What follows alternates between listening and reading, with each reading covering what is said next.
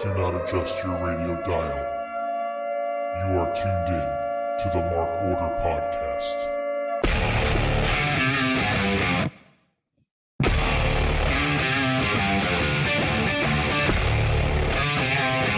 Join the Mark Order.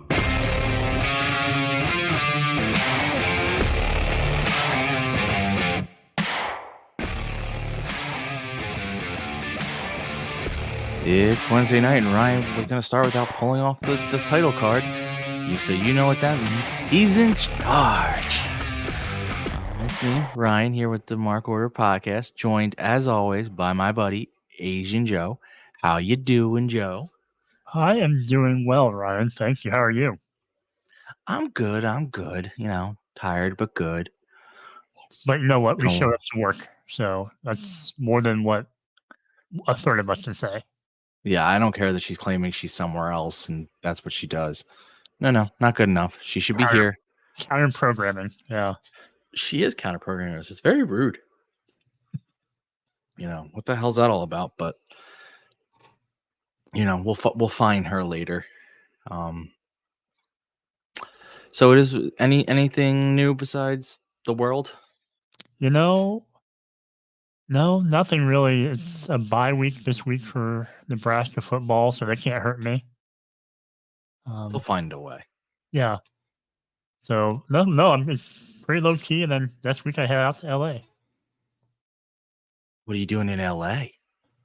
I wish I could say I was going to start my journey as a young lion at the dojo, but I am not. I'm just going out there for the Nebraska game. They play out at Southern Cal. Okay. So I am working down my list of stadiums in the Big Ten. What do you got left after Southern Cal?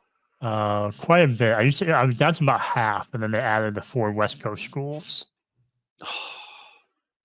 So yeah, the Big Ten's a little too spread out. I have Oregon, Washington, UCLA, and then some of the traditional Big Ten schools like Indiana, Purdue, Ohio State, Michigan, Wisconsin.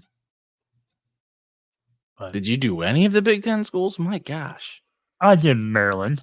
I did Penn State. I did Rutgers. I've done Minnesota, Northwestern, Illinois, Nebraska. Let's see, who else? Look, I'm missing something. Oh, you've done Rutgers. I'm sorry. Hey, I did my East Coast stint. Penn State wasn't easy to get to. Come on.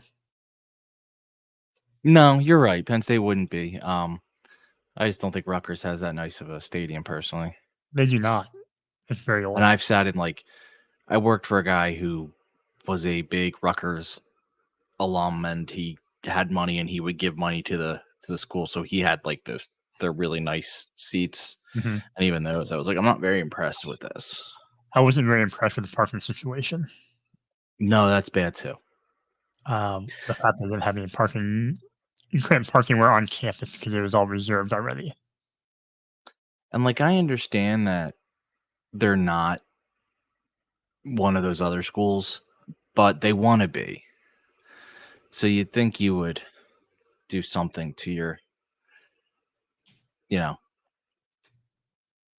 your arena or your stadium, I should say, to make it nicer and appeal to people. But yeah, what's new in your world? I mean, we're beyond baseball. I guess you're in the hockey season now, and the Flyers are not good. Well, just not your year. It's not my year, but no, I'm good. It's tired. It's been a long week, and it's just halfway over. I thought the week went by pretty fast. I feel like it's gone by fast, but it's also long, if that makes sense. It's been fast, but it's been wearing. I don't want to dive into politics. I will just say that when I voted, I went and voted in person yesterday. It was the first time I voted in a hotel. Joe, you didn't vote. No? No, I don't. I think you joined a cult. Yeah, it was interesting. Usually I'm used to doing at churches or a community center, but nope, my polling place was a hotel. And not like a big one. Yeah, I stood in line for 3 hours to vote. Ooh, that's too long. Um, That's a long time. I mean, I thought yeah, my and oh, what's worse is it wasn't because they were. I mean, don't get me wrong. There was a lot of people there. You don't have 3 hour wait with 0 people, but it wasn't because they were like, "Oh my god, we're flooded with people." They had 2 booths, oh, 2 voting booths, and they changed the way they do things now. You sorry, I'm gonna bring this up in a second because I don't care what it. We're not. It's again politics adjacent, but it is funny. But you had 2 booths, and you'd go in, and you wait in this line, and the workers didn't know till that day that they'd only have 2 booths, so I felt bad for them. And you would sign in, and then you'd go back in another line, and you'd wait, and you'd go in there, and the whole thing, it's like a computer, so everything would take a couple seconds to reset, and the guys had to log you in, and it would take a couple seconds, and then it would print out double-sided. Well, I know that was the first mistake because apparently a bunch of people just kept grabbing it before it got to the double-sided, so, like, screwed up their ballot. And then people were spending, like, 5 to 10 minutes in there. They seemed really confused because you had to keep it was stupid, like, you would select your stuff, it's all touchscreen, and then you'd have to hit next, and you select, and then you'd have to hit review, and then you'd go to hit print, and it would ask you to review again, like, it kept, like so I flew through it because, I mean, it was very basic, but I understand why people who may not have been as confident would take the time, and then after printed out, you had to walk it to a scanner, and the scanner is where they actually counted your vote. I'm like, "Jesus Christ." oh, So, I just had the old fashioned paper ballot. mine used to be the kind you like, up until this year, you'd walk in and you'd press physical buttons, and it would light up next to the name, and you'd hit submit vote. Hmm. I maybe a paper came out of that. I never saw what happened. Much better process. Um, it just but the thing I was oh, man, did I get away from it by accident? The thing I saw was that I don't care. They had a funny point. They said, apparently, so as oh, here you are. Um, I don't know when he said this because he said 3 years from now, 'cause but it's only 2 years from now, not even 2 years. Um, and I don't know if this is true, but Trump, since now Trump's gonna be president, he's gonna be president during the 250th birthday of the United States. Mhm. So he plans on holding a huge birthday party for America, and it's gonna be called the Great American State Fair, held in Iowa, and will feature pavilions from all 50 states. And I don't care what you say about him, that sounds fun. It sounds like the Iowa State Fair to me then. I've never been to the Iowa State Fair. See, I don't think I would like state I think I both would and wouldn't like state fairs, and I guess how I feel about this is I just want all the food. Yeah. Um, Iowa, they do a good job for their state fair food. yeah, again, I wouldn't select my candidate because he's gonna feed me state fair food, but I'm looking at state fair food now.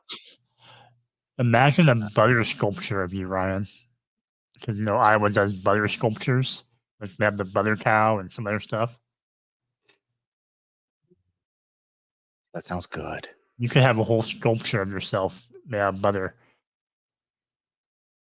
Oh, I'm trying to think. Oh, then can I get 2 giant rolls?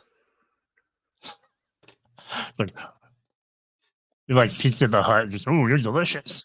Slapping off the butter with the Or else rolls. pizza is gonna take a bite out of you. Oh, no, pizza's going to ah, It's a delivery thing, right? It's takeout. yeah. Um, I have to because it's coming for you, or else yeah. pizza is gonna send out for you, or else pizza is gonna send out for you. I used to know that by heart. How did I butcher that? Um, damn. Uh, Well, you want to segue I, to any news? Is there any news in AEW that came out?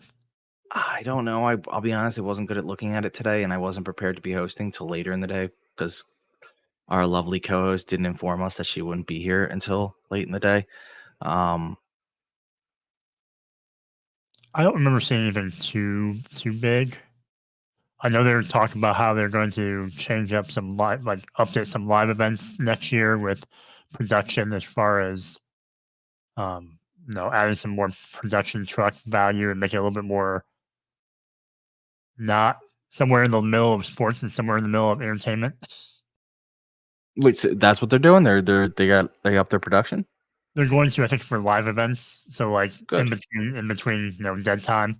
It's not just the ring announcer playing MC. I think maybe they'll have some more video packages and trailers and other things they can show, or I don't know, something else they can do beyond just having Justin Roberts go around and say, "Ooh, look at that sign," or let's have a sing along. I like this. I like this idea. Though the sing along was funny, and or look at that sign was he was very good at killing time. I will say that. That can't be an easy job to know people are just like, what are we doing? What are we doing? What are we doing? But I think it's a good evolution to the product because people always you have some of the people who kind of rag on AEW live events and being pretty barren or pretty sparse and just kind of a super indie. And I think 5 years in, you can really sink your teeth into it with the extra money now and some other things like that. You can really up the production. Yeah, that's true. They haven't had they don't have the money yet to apply. So, I mean, he has the money, so I guess he could do it if he wants to. But yeah, he's probably I think they're likely going you're going to see those revamps when they do the Max TNT split, kind of like like you said, mark the new era. This is I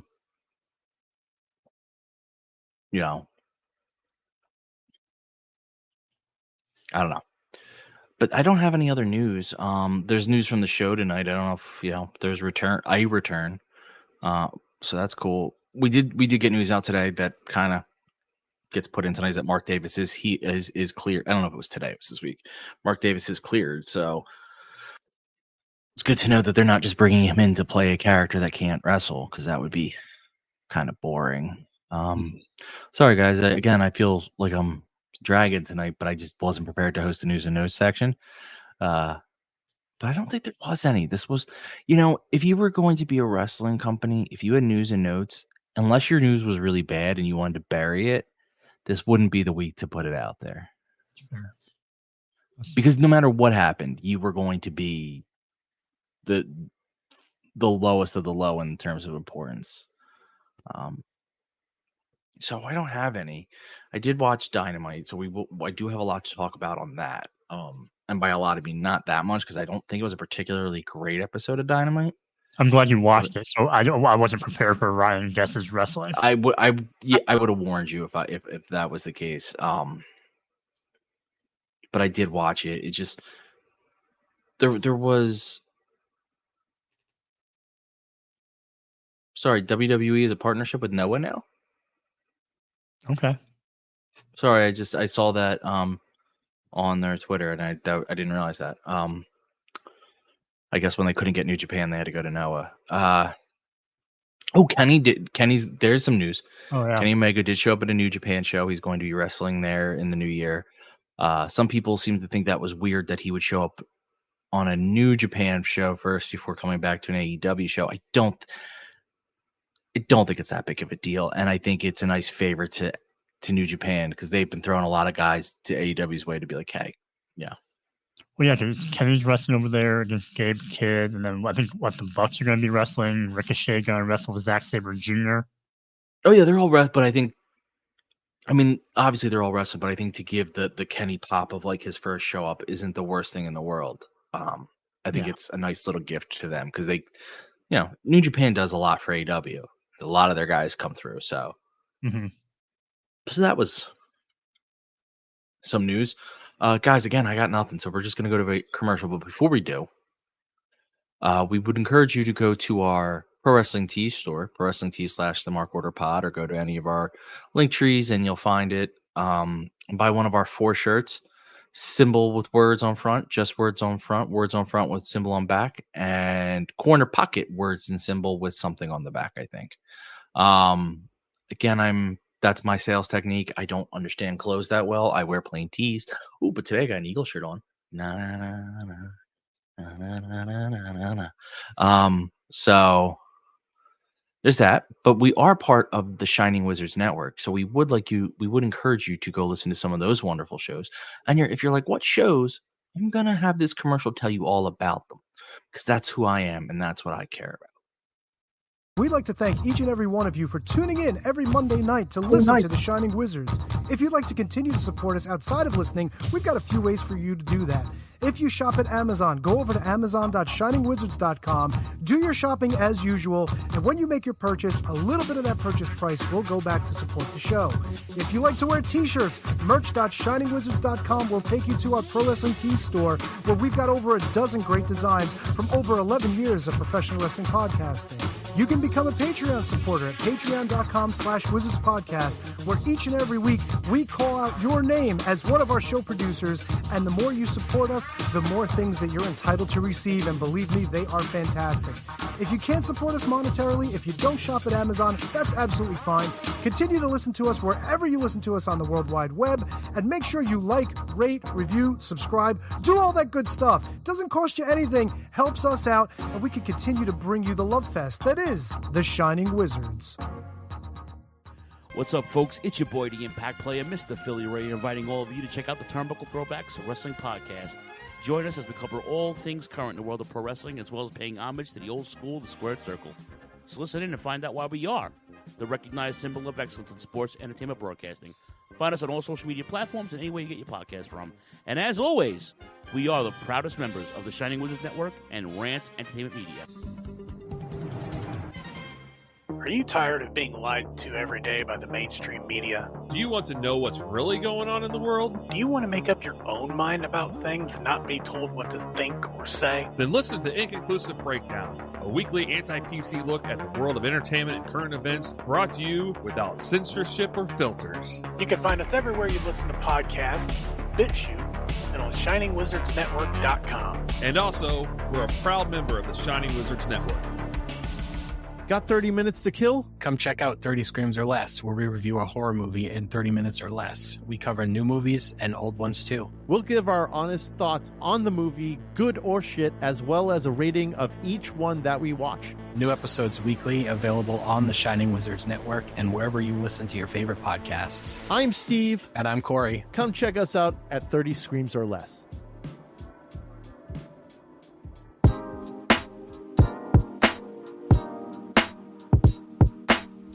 G'day guys, my name is Thomas, one half of the Broadcast Podcast. With our podcast, we go back and watch wrestling events from WWE, WWF, WCW, ECW, AEW, and many other wrestling promotions. You can check us out on Twitter at The Broadcast, that's TheBrokast, and you can also download all episodes on Apple Podcast, Castbox, Castro, and many other podcast apps.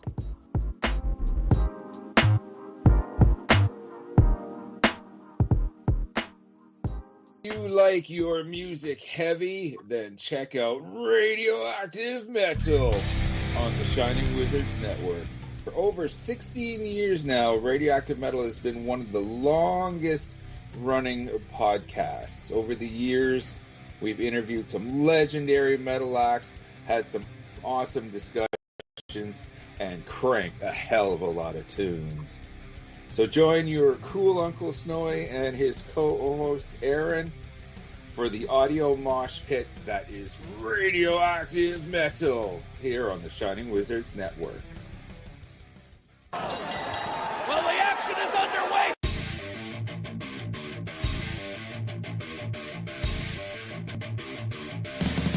What's up, everyone? When on the Shining Wizards Network, be sure to check out Wrestling Night in Canada. If we're not recording another kick-ass podcast, Or playing in punk bands. Or recording kick-ass heavy metal albums. then we're sitting back, we're grabbing a couple brews, and going over everything to do in the world of pro wrestling. Because we're from Winnipeg, you idiots. The Mark Order Podcast is the only show you need if you're looking for dedicated coverage of everything AEW on the Shining Wizards Network. Join us live on YouTube every Wednesday night at 10:15 p.m. Eastern after Dynamite to chat along with the show. If you can't join us live, listen to us on your favorite podcast platform. Follow us on all social channels at Mark Order Pod and use the hashtag #JoinTheMarkOrder, because if you don't find us, we will find you. I'm Kevin Rowe. I'm Al Day. And we're a couple of down under pounders that co-host Rogue Day Dots, an action figure collecting podcast where we talk about, well, just about anything that tickles our fancy at any given moment. We're grumpy old men, and sometimes people get on our nerves. And when you get on our nerves, guess what? You get off the lawn. Get off my lawn, asshole! We also go on a little bit of a mission. We go back and we're grading every wrestling figure line that's out there. I'm talking LJNs. I'm talking Jacks. I'm talking Hasbros. Who doesn't like a little Hulkaplex? It's a Gorilla Brain Wrestling podcast production found on the Shining Wizards Network. I'm Duke Bags. Kevin Rowe. And together we are the co-hosts of Your Duke and Road. If you want to hear about some terrible wrestling shows, we got you covered. Well, we talk about good ones, too. We're currently talking about the death of WCW. I know what we're fucking talking about. Sometimes we get guest spots, like from the Taskmaster. I like to listen to the Year of Duke and Rope podcast. They're funny guys. That I like when they talk about the Nards plows. I like Nards plows. That's a good move. And I like the Dungeon of Doom. You know, sometimes I call my butt the Dungeon of Doom. Thanks, guys. Yeah. Oklahoma. Let me tell you a little bit about my favorite wrestling podcast. All right. It's a podcast from two men, Duke Bags, Kevin Rowe. They talk about professional wrestling. It's a man's sport. All right? And who better to talk about a man's sport than Duke? Oklahoma. And once in a while, Vince Russo stops by. Oh, you piece of shit! If you're not listening to the Year of Duke and Rope podcast in the back with the boys, you piece of shit, I don't know what you're doing. It's, you gotta slide one in there. If you're a man, you're talking about something only a man can do. You're talking about sliding one in there. Bro, take the time to slide one in there. All right, bro, you piece of shit. Slide one in there. A Gorilla Brain Wrestling podcast production that you can find on the Shining Wizards Network.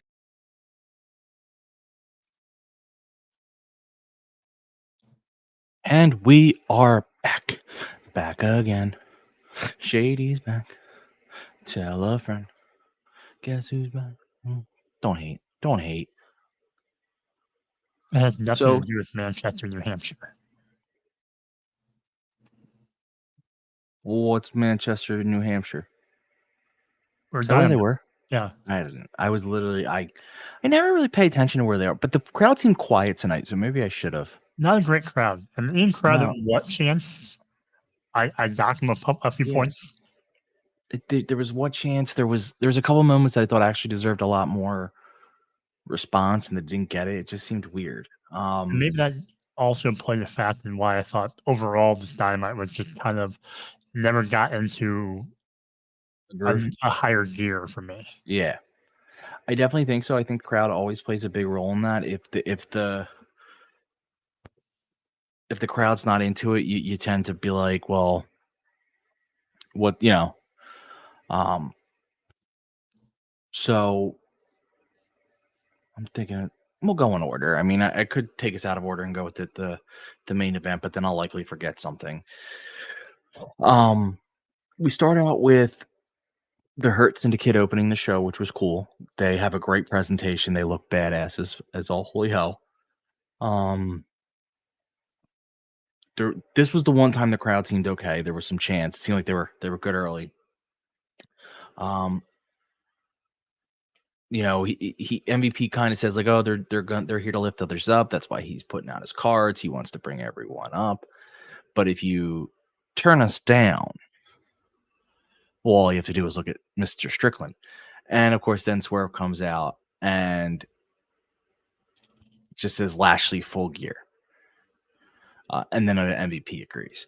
It was about I want to say like an 8 to 10 minute segment, but it didn't feel that long. Like there wasn't a lot that happened in that 8 to 10. Like, because MVP did a good promo, but Swerve said like 3 words.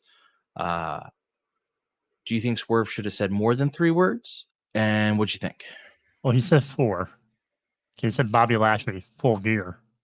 Oh, he said his first name? I didn't think he said his first name. Yep. Okay. And I think most of the promo segment was taken up by the crowd chanting for MVP and then crying for Bobby.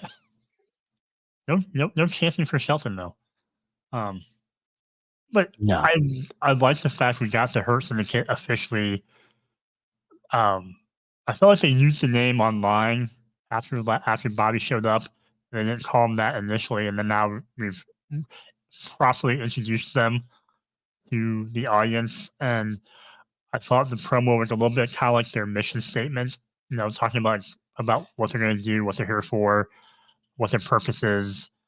And they're very, dapper and dressed to the nines with their suits and like handling themselves like businessmen.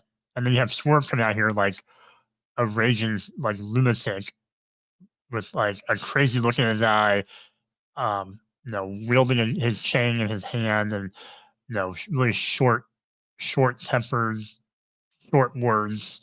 I like that little contrast of, how the Hurt Syndicate can really mess with people. Yeah, he definitely was looking unhinged. Which an unhinged Swerve is a fun Swerve, because he's willing to do some very evil things to get what he wants. There's not a lot more to say to this because we have a couple weeks before their match, so it's too early to predict how it'll go. I do think Swerve's probably going to lose, but we'll see what they do on the build there. So you have the next match is supposed to be Orange Cassidy and Darby Allin versus the Death Riders. Did we just find out that was their name, or was that said before? That was kind of also, I felt like kind of like how they like the Hurt Syndicate, where they just kind of, I think, called them the Death Riders on social or somewhere, and then now it's just a known thing. Okay, because I guess I missed it when it was said on social because I didn't realize that was their name. I don't mind it; it's a good name, but like I saw it, I'm like, was this announced? Like, did they just spring this? But I mean, you can spring a name on people; it's not that big of a deal. But they come in, so Claudio and Pac come out first through the crowd, as they do, and then Orange Cassidy starts to come out through the tunnel. And Pac and Claudio decide to go meet him at the top of the ramp, which I was like, something's going to happen. And sure enough, Darby jumps on Pac and Claudio from he was on the tunnel and he jumped off. Very Sting-esque from Sting's later run where he would just launch himself onto people. I didn't even think, he had a Sting-esque jacket on. So they fight around a lot outside. They do eventually make it to the ring. Orange Cassidy has a good start, but then he gets the babyface beat down. There was a funny moment, and this might have happened later in the match. It's hard for me, but where he's rolling to make the hot tag, and he starts rolling in the wrong direction. He has to like turn around and go the other one. I'm assuming it was planned, but it is kind of funny. He, eventually, things get crazy, and then it gets a little silly. Marina Shafir runs out, hits the ref. Did she pull him out or did she hit him with the She kicked him. She kicked Bryce. Like that briefcase that's very DX-esque. And then she kicked the ref out, and then Mox came out. He started choking out Orange Cassidy. And they start beating down Orange Cassidy. and then the conglomeration finally makes a save, I will give them credit. They at least try to caveat it with, hey, they were in the back getting prepared for their match. So there's no end to this match. The match is just over.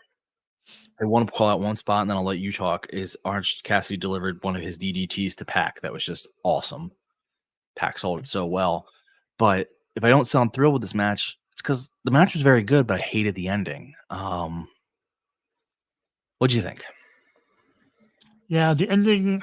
I understand maybe why they do the no contest or DQ type of finish ahead of the pay-per-view match, but I almost think you could have.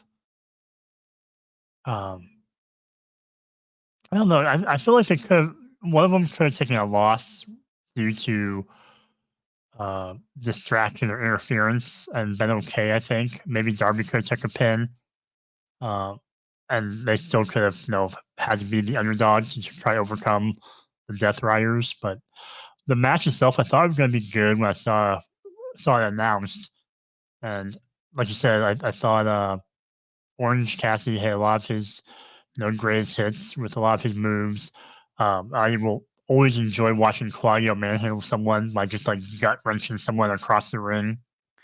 And then I think overall, I thought it told the story of just the brute strength of the Death Riders versus this part of the undersized AEW originals, right? And we'll see where that goes. And I don't know where the rest of the locker room was that had been out there for so many other weeks. Like the conglomeration came out finally, but where are our top? Yeah, where are? Why did they? Dark Order? Where is all the other people who have rushed out before? Yeah, because it still was the BCC. Like they should still want to go kick their asses. So where were they? Hey Scott, didn't get a chance to say hey to you or Draven before the flip over, but hey to both you guys. But yeah, where were they all to go save the day? I was thinking the same thing. It didn't the conglomeration they had a good excuse for, but everyone else it was kind of like. Yeah, I feel like every time that the Death Riders should have a match, you're going to be on TV or out there. If I'm in the back, I'd be like, all right, we're going to be ready for anything that goes on. We're going to stand back. By the entrance or somewhere. It just I hate AEW's is pretty good about this, but there's this feud this segment clearly wasn't great. Where I don't love when faces seem dumb. It just bothers me for whatever reason. I feel like they shouldn't. They should be smarter than that. But and smarter than that would be, hey guys, I'm facing the conglomeration. Can you come watch? Or hey, all you people who hate not the conglomeration. Hey, I'm facing the BC. Or hey, all you guys who hate the BCC. I'm about to have a match with two of them. They're gonna come at me. If you're waiting with some weapons, you'll get your shots. But I get it. If everyone acted smart, we'd be missing out on 90% of the wrestling storylines. And Scott is at the arena with one more Rampage match to go. Oh, you are putting in time. Well, thanks for listening in, Scott.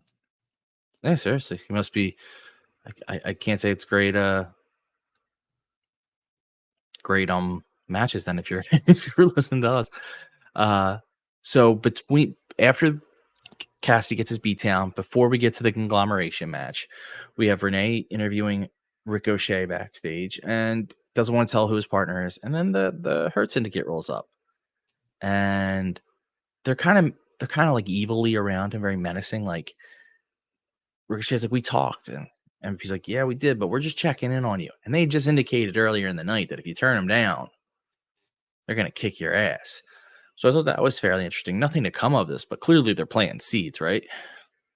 Yeah, they're going to be I think they're going to be a 6-man match or a 4-on-4 match somewhere down the road.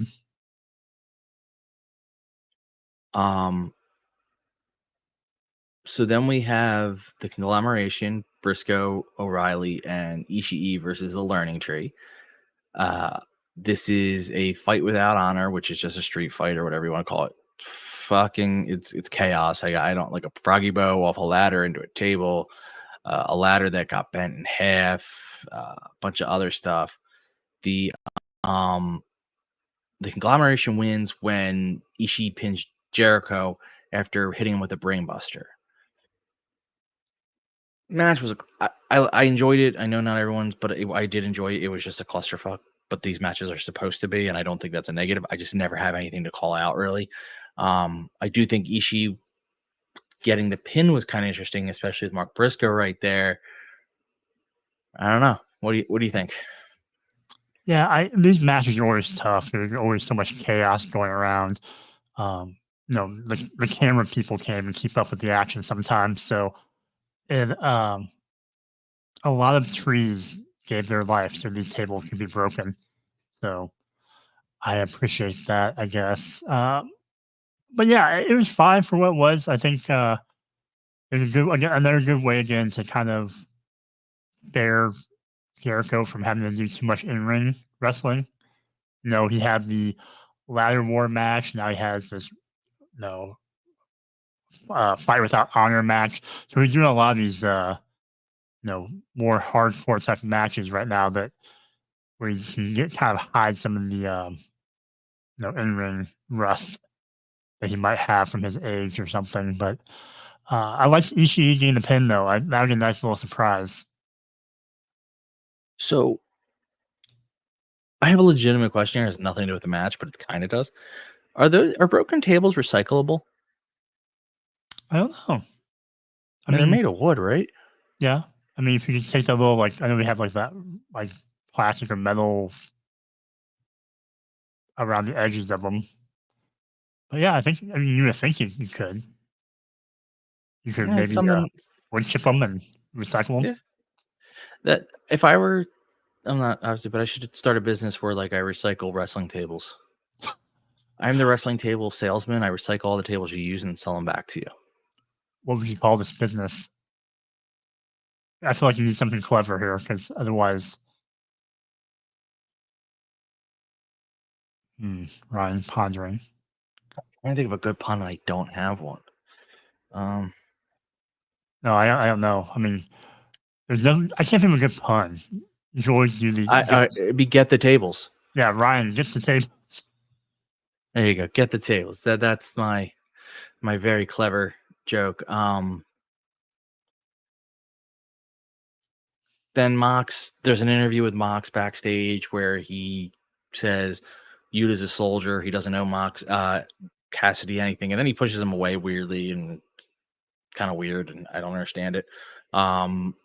He threatens Darby, kind of saying he's disappointed him. It's just some cryptic stuff. I don't think there was a lot to this. Do you think there's more to it than I'm giving it, or no? Other than the fact that eventually Wheeler will come back to the light side. I mean, I thought he'd be there already, and no, I feel like it's going to be a longer play because they keep testing him and he keeps falling back in line. But I think eventually he's going to realize that all of his loyalty was for naught. I mean, he's a soldier. That's all I got. Yeah, but he wants to better himself and be champion and all this other stuff. And if all these promises ring hollow, then eventually your eyes open and you say, "Oh, I made a mistake. I hitched my wagon to the wrong person." You hope so, but I don't know. Maybe Chucky gets to him. Maybe Chucky's like, "Hey, this is what you got to do." We then go to Adam Cole versus Malachi Black.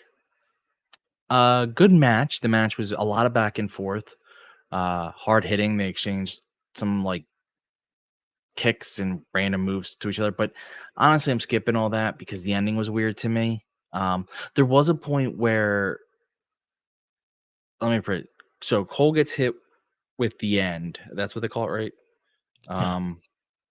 But he kicks out. And everyone's like, oh, wow. How did he get kicked out? Malachi seems shocked. Oh, my God. A little bit more wrestling. The then Cole hits him with some super kicks and into the Panama Sunrise. And Black is on the mat, and then he goes to stand up, and he can't. So he sits cross-legged and just tells Cole to hit him with the whatever, the knee to the back of the head. Was it the boom or whatever?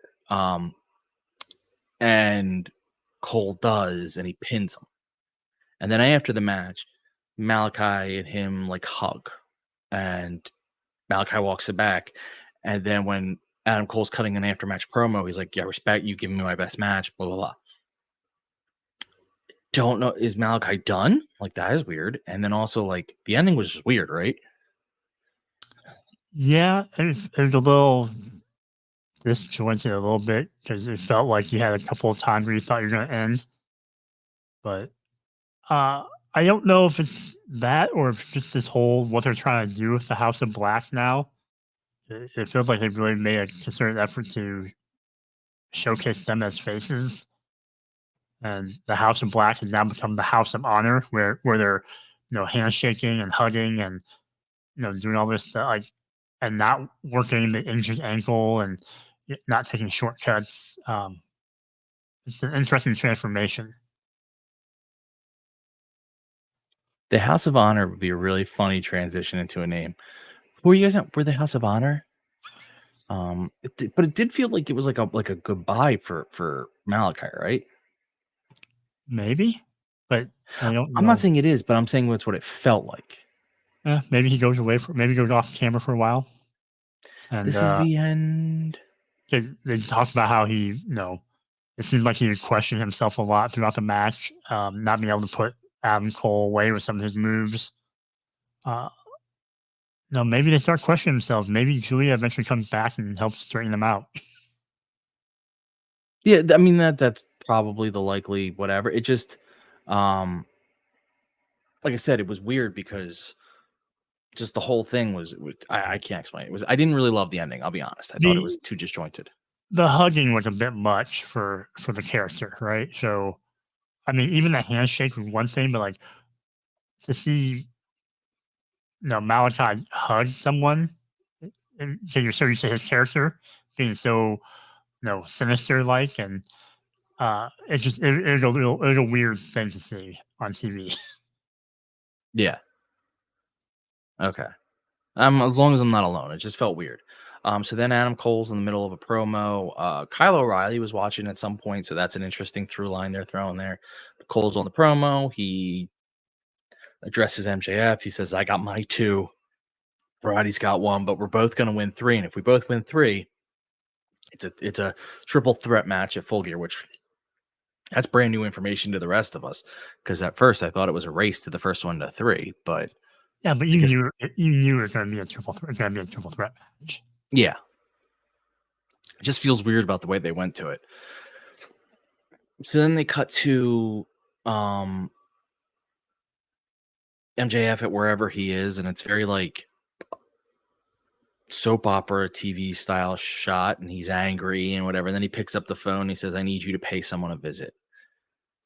But don't worry, that drama will get solved in a little bit. We do not have to wait long for that."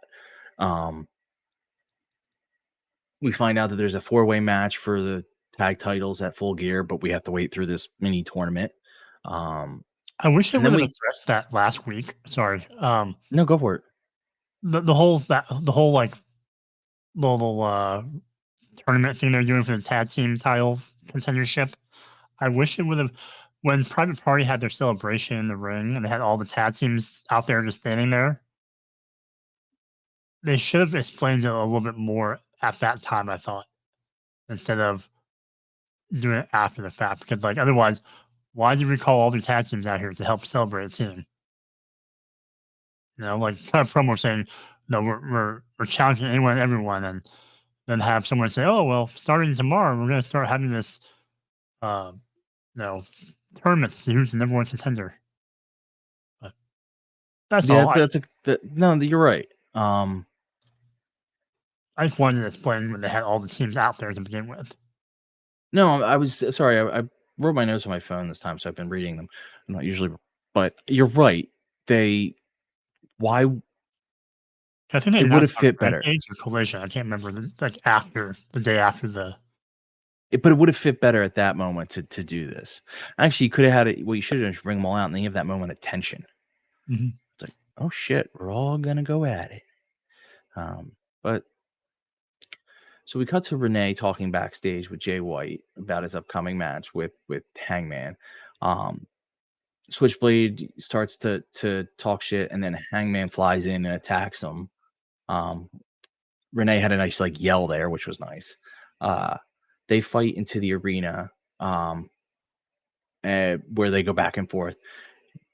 Hangman goes to hit Jay with a chair, but Juice runs in and makes the save. Jay fights Hangman a little more. They fight him all the way to Hangman basically runs away. Jay White threatens to really hurt Hangman at Full Gear. This was one of the ones I actually enjoyed because just Hangman came out of nowhere. And it wasn't like set up like, I feel like oftentimes with those, and in all companies, these surprise attacks, it's almost like done in slow motion. And this one was fast. Yeah, I had in my notes that above all else, I was most impressed with Renee's reflexes. Yeah, I thought, Renee jumping out of the way with her yell. I likened it to being like in the batter's box, and you see like a 97 mile per hour four-seam fastball coming at you. And it's like you either get out of the way or you you take it to the shoulder. And she jumped out of the way very quickly. I like that. Heyman got his comeuppance a little bit. It makes sense because the Bang Bang Gang had the numbers advantage, so they should be able to overcome Heyman in these kind of situations. Yeah, it'd be weird if they were if they weren't using the numbers advantage, especially because like they're not like full blown like white meat baby faces. They're still they have that like we're willing to do what it takes attitude. So they should use the numbers game every time it's available. Yeah. So then we go back to Renee again. She's having a night. And she's interviewing Chris Statlander, who says like she's gonna be the new TBS champion. And then as she's walking off, we hear a screech, a crash, Stat's on the ground, Stat is yelling, what the hell? And then Camille was getting yelled at for missing Statlander with the car, I think, by Mercedes. And then Chris recovers and beats the hell out of him, basically. It did not like this at all. It seemed, it just felt odd. What would you think? Only in wrestling can you attempt vehicular manslaughter and not be punished. Like you can attempt to run over a coworker. It's fine. It's fine. Not if you miss. No, I mean I get why they have to like try to keep Statlander and Mercedes top of mind right now since they weren't on the show really much. And they're trying to just keep this feud going after Statlander has beaten Camille. I think the thing it did most for me was just continuing to tease that split between Mercedes and Camille. That's what that's really realistically what it is, and I don't know why they're doing that. I think maybe Camille just walks out on her or something at Full Gear, or screws her over in a way that helps Chris, where she wants Camille to help her defeat Statlander, and then she doesn't. I mean, they could be afraid of Wardlowing it, which is like leaving her too tied to Mercedes for too long. Now, granted, Wardlow should have what happened to him wasn't his fault. Obviously, there's a whole story there, but still, if you leave a guy attached to someone else for too long, it makes it that much harder for them to go on their own because you never see them as that way. So maybe the whole almost hit by a car thing, just the way it played out was weird. It was very like, I appreciate Statlander's acting because she looked almost like shocked as like, what the hell just happened? But none of it made sense.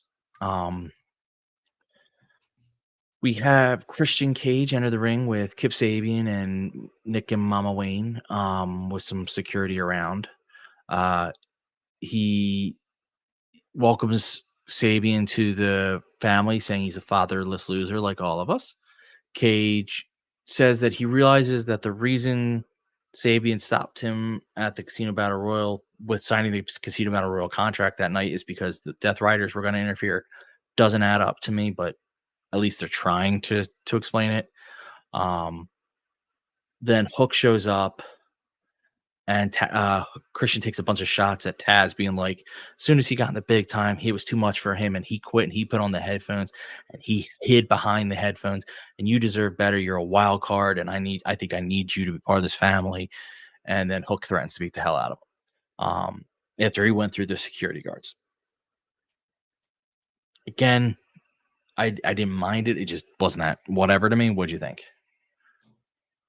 I thought it was somewhat productive of a promo by Christian, because I like the fact that he kind of explained, Kip Sabian and kind of why he did what he did and how he endeared himself to Christian. So I like to kind of finally explain that. I like that he explained why he took out Taz and why we have this feud with Hook. I also like the fact that they tease this, sibling rivalry with Kip being the new son and Nick Wayne going to have some kind of jealousy as Christian favors Kip more. So I like that tension. Although I will say this whole building tension among groups is being used a lot right now in AEW with this. You have it with Camille and Mercedes. You have it with the Acclaimed. There's a lot of that whole, side-eyeing of partners. So yeah, there's a little too much of it right now. You're using a lot of that right now, but and it's gonna take away from someone else's, and I don't like that. So you're right. Good call. You got to do like one of them at a time. Yeah, like just slow, maybe do one now and then one a few months down the road. But no, that's about it. I think Christian, the patriarchy should really be called the Christian Cage Home for Wayward Boys or something. I feel like he really changed up his dynamic of, I don't have a dinosaur anymore, so now I'm just gonna have another orphan child. Yeah, I don't know how you replace a dinosaur with that, but true. So then we go to Marvez talking to Don Callis backstage, but before he can talk to him, a gentleman walks up and hands Callis a envelope full of cash and a ring box, and then he plays a message from MJF to Callis saying, where MJF says he needs Callis to take care of him, which is of a problem, which is clearly Adam Cole. Don't screw it up. If you do this well, there's more money in it for you. But if you scratch this, there's more men in suits to come after you or something. Whatever. This did nothing for me. My question is though, why would he need the diamond ring when he clearly is known to use a screwdriver? And to me, a screwdriver sounds way more punishing than a diamond ring. Mm-hmm. I agree. I have absolutely no idea. And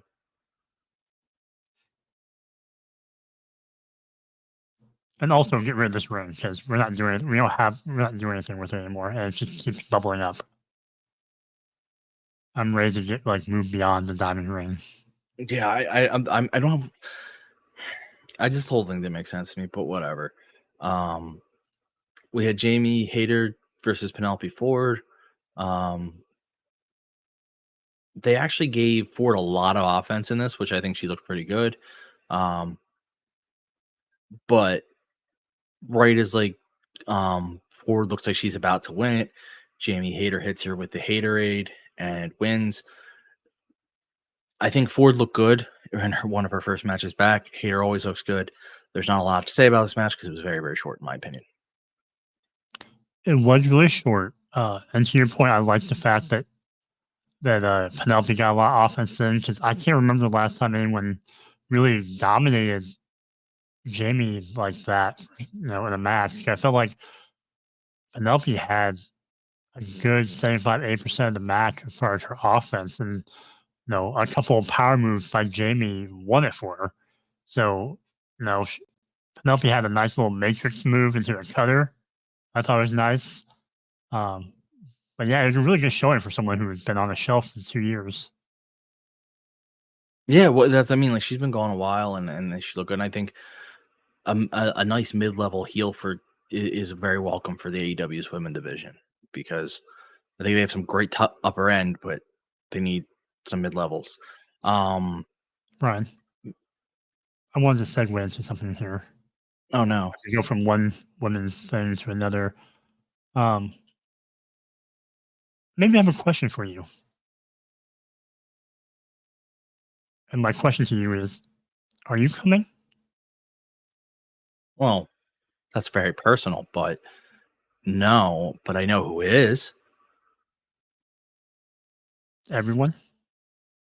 Well, we all will be once we see a certain person, a Miss Mina Shirakawa.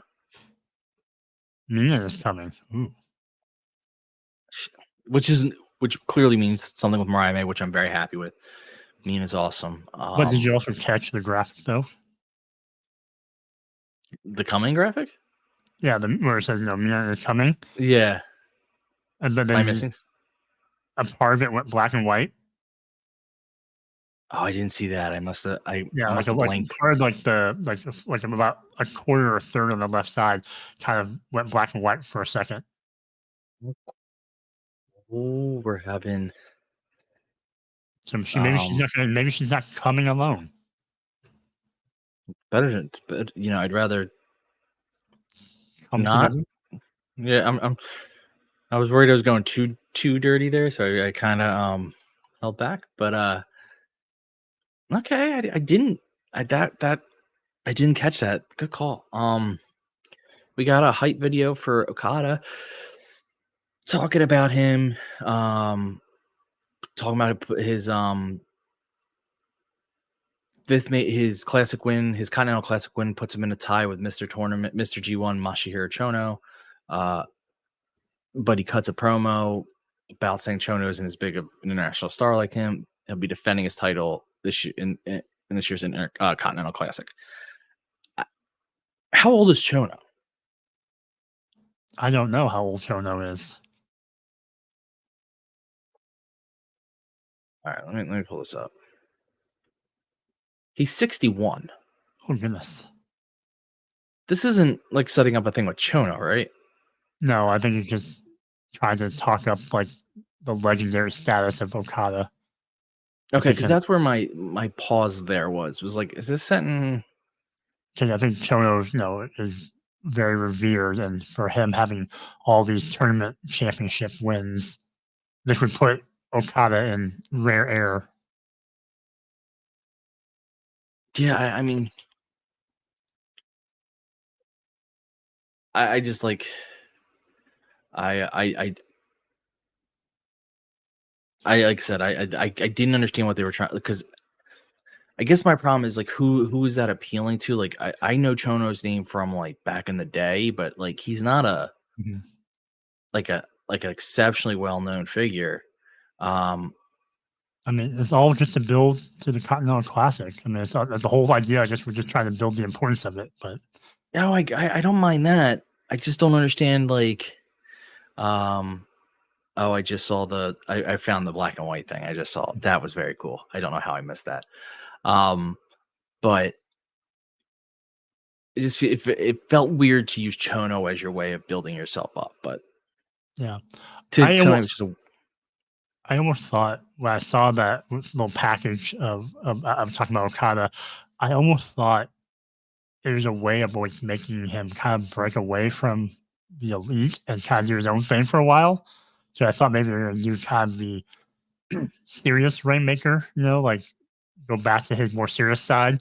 And so they had the interview with him in the package where he's still very much, the elite character.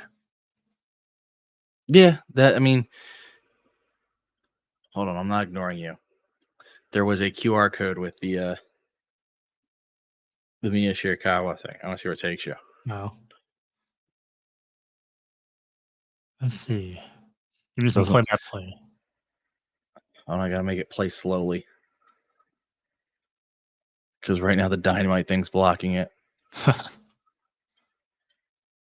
No, I can't get it because the Dynamite thing's blocking it, so. Boo. Oh well. I always thought it'd be something interesting. Yeah, I just didn't understand. It seemed like a weird thing to hype. I don't know. We move on, and you have the Callis family, the Don Callis family come out. You have Kyle Fletcher, you have Takeshita. Then out comes Ricochet and says he's got a mystery partner. So he's been all around. And he found out there was a member of the Don Callis family whose contract expired in October. And he feels left out. He feels like they've forgotten him, and he's really angry about it. And it's Powerhouse Hobbs.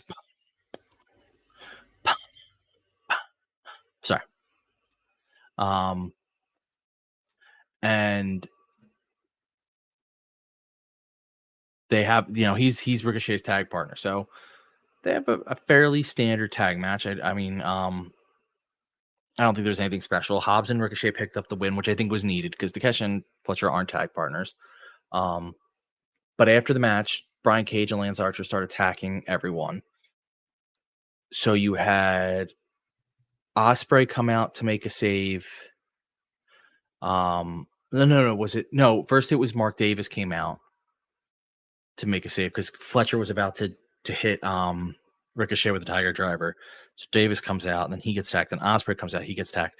But then the tides turn because Powerhouse comes back in, and it becomes a whole thing. What do you think? Because I'm. Let me look at my notes here. It again. I just like just good seeing Hobbs back out there. He still looks like a big meaty man, and I liked his exchanging of chops with Takeshita. I liked the pairing with Ricochet. It was very and they had Hobbs do the fill in for the Braun Strowman role of holding Ricochet on his shoulders as Ricochet jumped off of him.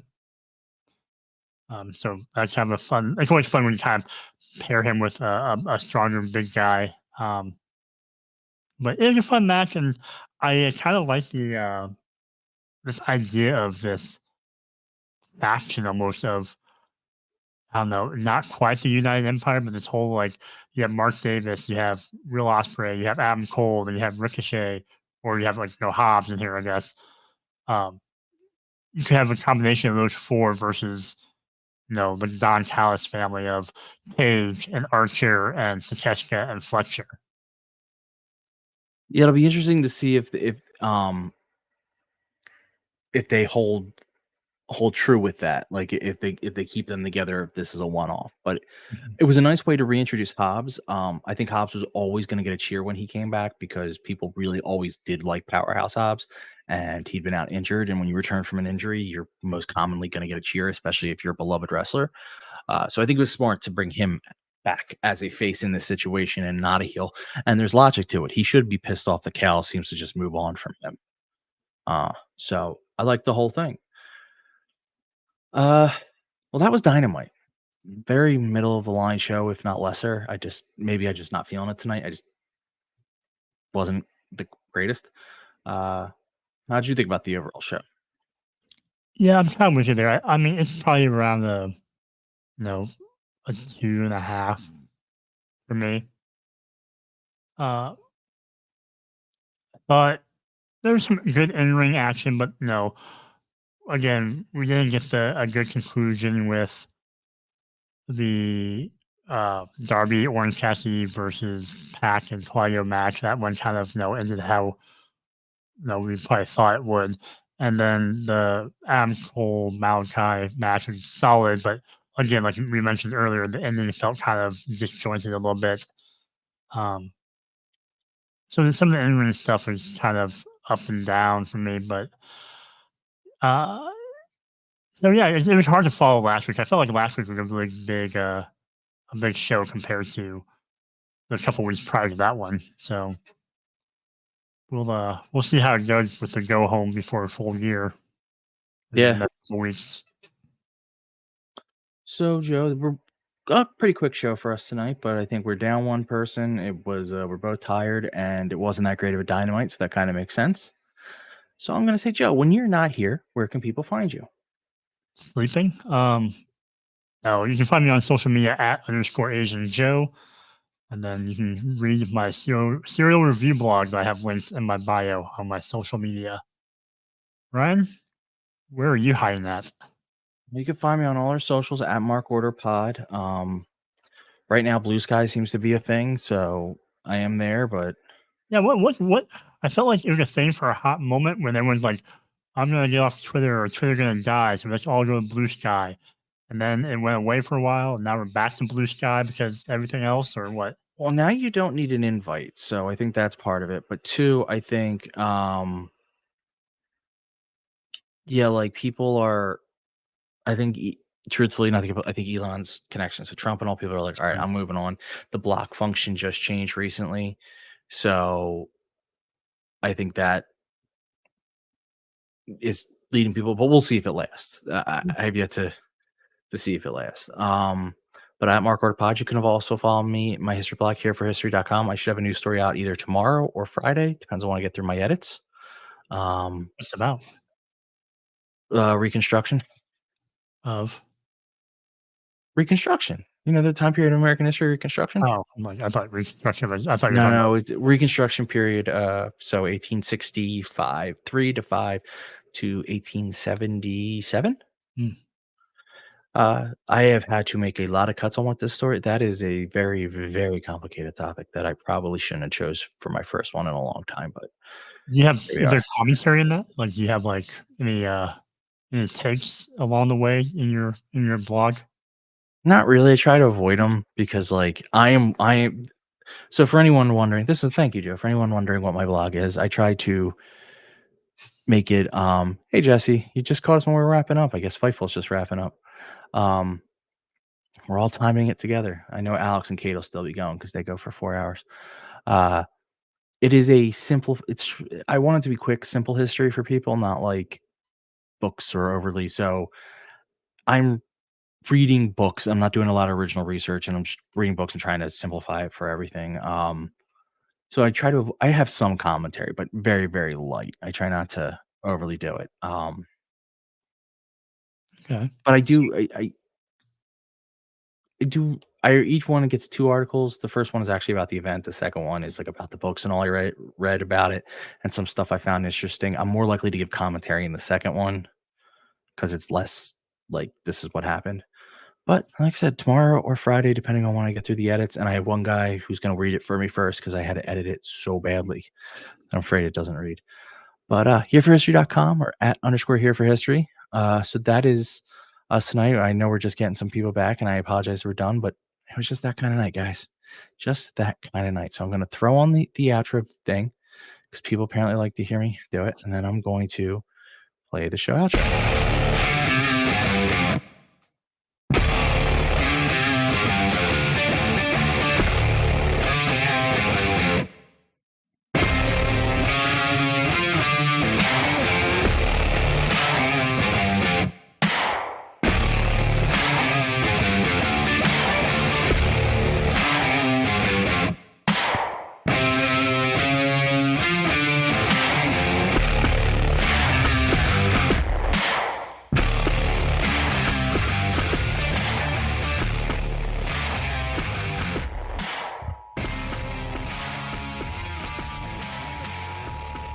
This concludes the Mark Order podcast.